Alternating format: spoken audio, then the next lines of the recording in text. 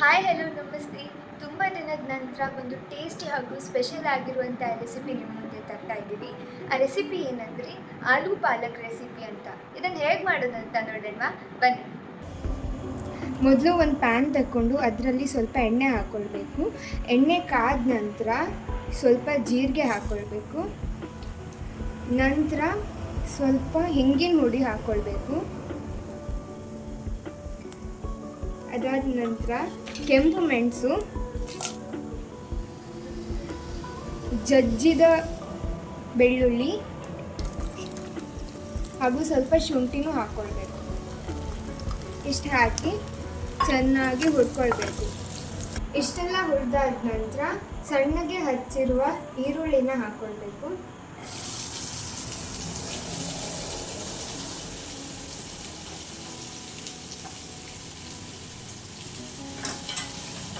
ಇದು ಸ್ವಲ್ಪ ಕೆಂಪು ಬಣ್ಣ ಬರೋ ತನಕ ಚೆನ್ನಾಗಿ ಹುರ್ಕೊಳ್ಬೇಕು.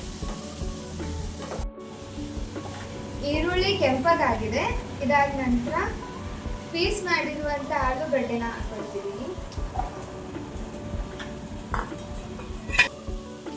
ಇದಕ್ಕೆ ಸ್ವಲ್ಪ ಉಪ್ಪು, ಸ್ವಲ್ಪ ಅರಿಶಿಣದ ಹುಡಿ ಹಾಕೊಳ್ತೀನಿ.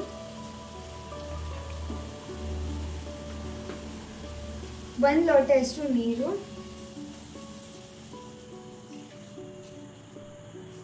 ಹಾಕಿ ಚೆನ್ನಾಗಿ ಮಿಕ್ಸ್ ಮಾಡಿಕೊಳ್ಬೇಕು. ಇದನ್ನು ಚೆನ್ನಾಗಿ ಮಿಕ್ಸ್ ಮಾಡಿಕೊಂಡು ಮುಚ್ಚಳ ಮುಚ್ಚಿ 10 ನಿಮಿಷ ಬೇಯಿಸ್ಕೊಳ್ಬೇಕು. ಈಗ ನಮ್ಮ ಆಲೂಗಡ್ಡೆ ಚೆನ್ನಾಗಿ ಬೆಂದಿದೆ. ಇದಕ್ಕೆ ಸ್ವಲ್ಪ ಜೀರಿಗೆ ಹುಡಿ, ಆಮೇಲೆ ಸ್ವಲ್ಪ ಧನಿಯಾ ಹುಡಿ ಹಾಕಿ ಸ್ವಲ್ಪ ಮಿಕ್ಸ್ ಮಾಡ್ಕೊಳ್ಬೇಕು. ಆಮೇಲೆ ಸ್ವಲ್ಪ ಅಚ್ಚ ಖಾರದ ಹುಡಿ ಇಷ್ಟು ಹಾಕಿ ರುಚಿಗೆ ತಕ್ಕಷ್ಟು ಉಪ್ಪನ್ನು ಸೇರಿಸ್ಕೊಳ್ಬೇಕು.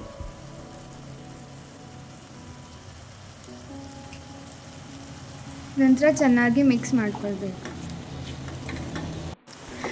ಮಸಾಲೆ ಎಲ್ಲ ಚೆನ್ನಾಗಿ ಮಿಕ್ಸ್ ಆಗಿದೆ. ಇದಕ್ಕೆ ಈಗ ಚೆನ್ನಾಗಿ ಹಚ್ಕೊಂಡಿರುವಂಥ ಟೊಮೆಟೊನ ಹಾಕ್ತಿದ್ದೀನಿ. ಚೆನ್ನಾಗಿ ಮಿಕ್ಸ್ ಮಾಡ್ಕೊಳ್ಬೇಕು. ನಾನಿವಾಗ ಪಾಲಕನ್ನು ಚೆನ್ನಾಗಿ ತೊಳೆದು ಸಣ್ಣಗೆ ಹಚ್ಕೊಂಡಿದ್ದಕ್ಕೆ ಸೇರಿಸ್ತಿದ್ದೀನಿ.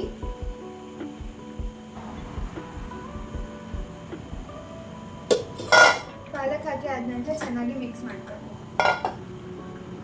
ಇಲ್ಲಿ ನೋಡಿ, ಈಗ ನಮ್ಮ ರೆಸಿಪಿ ಎಷ್ಟು ಕಲರ್ಫುಲ್ ಆಗಿ ಕಾಣಿಸ್ತಾ ಇದೆ.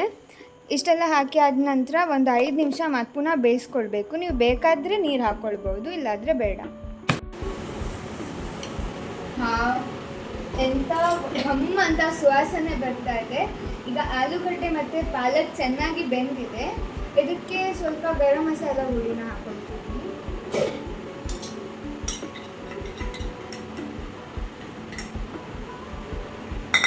ನಂತರ ಸ್ವಲ್ಪ ಕಸೂರಿ ಮೇಥಿ,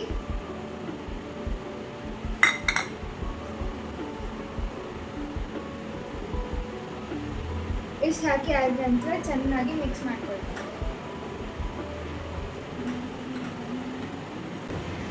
ಯೂಶ್ವಲಿ ನಮ್ಮ ಮನೇಲಿ ಪಾಲಕ್ ಅಂದರೆ ಎಲ್ರಿಗೂ ಇಷ್ಟ.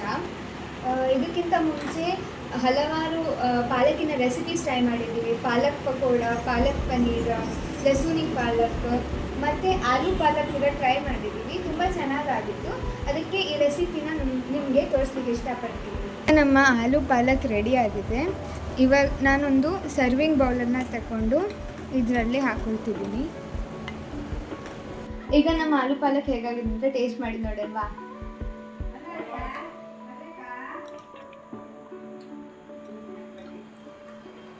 ತುಂಬಾ ಅಲ್ಟಿಮೇಟ್ ಆಗಿದೆ. ನೀವು ಇದನ್ನು ಚಪಾತಿ, ನಾನ್, ಪರಾಟ, ಅನ್ನದ ಜೊತೆ ಕೂಡ ಟೇಸ್ಟ್ ಮಾಡ್ಬೋದು.